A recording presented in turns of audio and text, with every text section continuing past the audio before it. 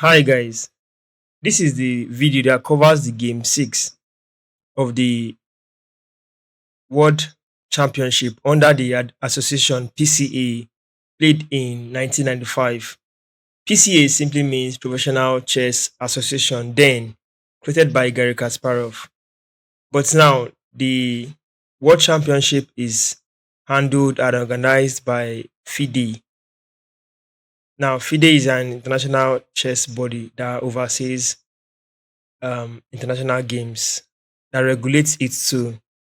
So, in this game 6, Garry Kasparov played white pieces against Vishwanathan Anand, who defended with the black pieces. Garry Kasparov went on to play pawn to e4, e5 by Anand, knight to f3 attacking this pawn, knight to c6 defends the pawn, bishop to b5. Here we have the Spanish game. It can be called the Ruy Lopez Opening. a6 introduces the Murphy's defense, attacking his bishop. Bishop to a4, knight to f6, attacking the pawn. There are several ways you can continue in this position. You can continue with knight coming to c3, defending the pawn push to d3.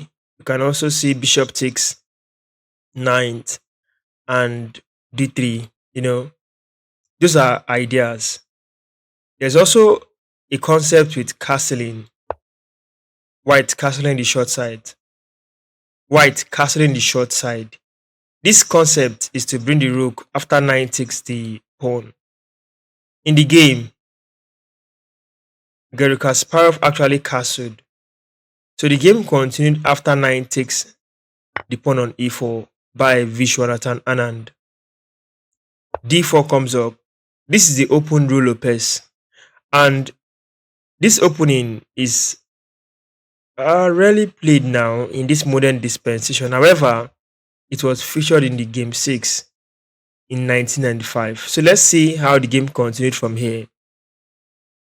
You might have said that, okay, Anand has taken a pawn, but the pawn was not free because in this variation I'm about to show to you, Garry Kasparov actually took his pawn back and the game went on smoothly.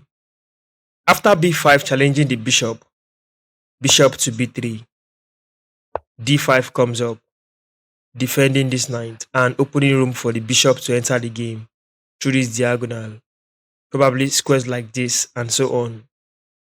Pawn takes on a5. This is where Garry Kasparov took back his pawn. Now we have equal numbers of pawn. Then this activity is somewhat equal. Then you need to observe the board also. This pawn is weak to a capture by the queen and attacking the knight and the knight. What will you do if you are playing this position? In 1995, Vishwanathan Anand played bishop to e6. Very logical move, defending that pawn, supporting the queen. Knight on b to d2, knight to c5. c3 follows, d4. Knight goes to g5. In this position, look at what is going on the board. It is quite clear that this knight is a bait. It's just not a free knight. I want you to observe it because you might say, what is going on here? Queen can just take the knight. Yes, it's possible. Queen can take knight. However, I think there's a variation that can continue here with an attack, opening an attack to the queen. Let's check it out. We can simply see bishop takes bishop first.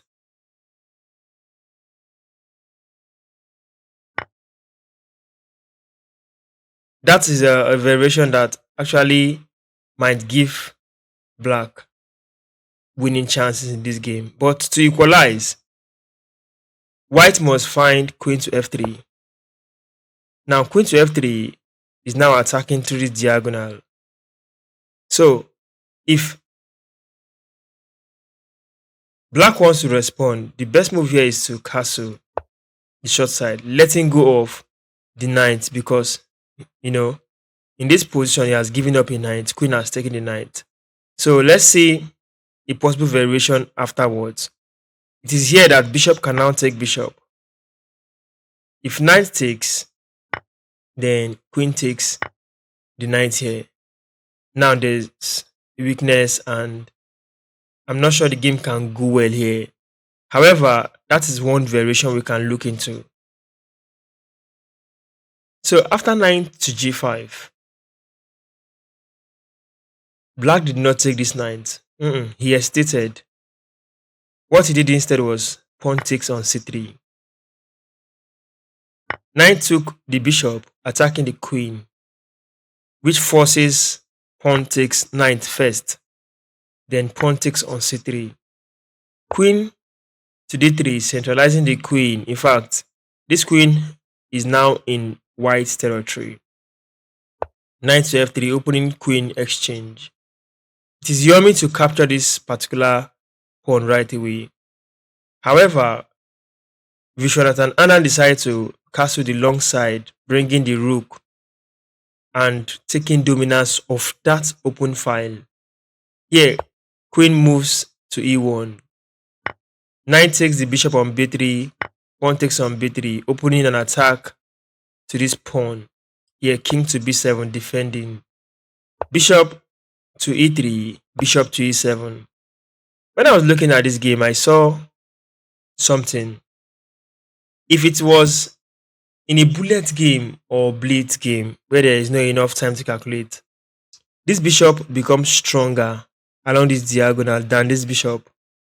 This bishop covers squares, very active and solid in that location. Then this bishop is also like a base for moves like this. Pawn to h6, then, followed by this pawn push.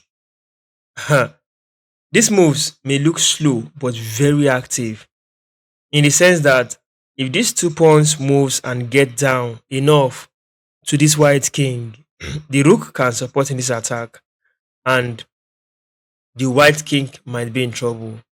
So in this position, let's say another idea could be rook lift. If rook moves, then this comes up. So in this position here, you can simply say that this pawn is under attack. So there might be a defense either by pushing the pawn forward or moving the rook. So I think because of the attack coming up around this side of the board, we don't want, or let me say, Vishwanathan Anand may not move that rook. He may just push the pawn.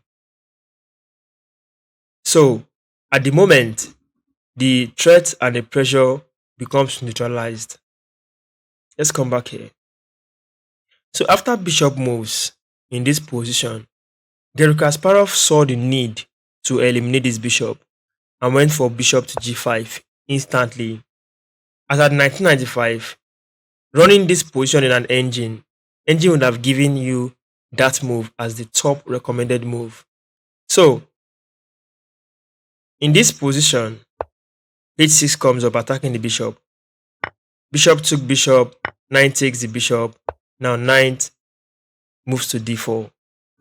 Rook takes, pawn takes, queen takes on b3. What's a decisive approach? Seeing that we have more forces going towards the king side, knight is coming and so many on. I think in this position, let's check number of pawns. 1, 2, 3, 4, 5, 6. 1, 2, 3, 4, 5. At the moment, Vishwanathan Anand is a pawn up with an impression to still play something like this, harass this pawn, support with the queen, take more pawns, and have higher chances to bring potential queens back into the game with pawn promotion. Well, queen to e3 follows, going for queen exchange. Garry Kasparov saw the need to remove the strong attacking force on the board by going for queen exchange. So queen takes the queen, pawn takes on e3. This pawn might be a weakness in the future. Now he's isolated. it needs to be defended. Knight to d5 follows.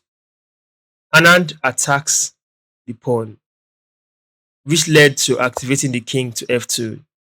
After king to b6, um, king to e2.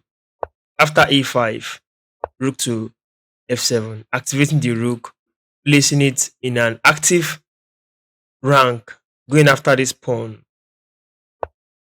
a4 comes up. From this position, I know you will try to figure out the strategy that Vishwanathan Anand wants to use here. This is an endgame position.